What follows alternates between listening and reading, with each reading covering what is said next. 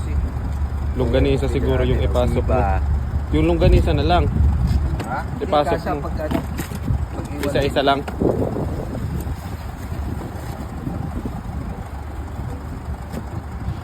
Yung baon, oh. Ha? Puno. Tayo yung longganisa dito guys. Igan.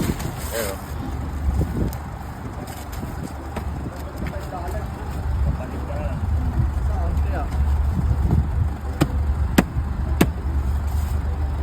Sa amo ko ha, malayo na dito. May pamay sa amo. Tara guys. Ah, Tara. oh.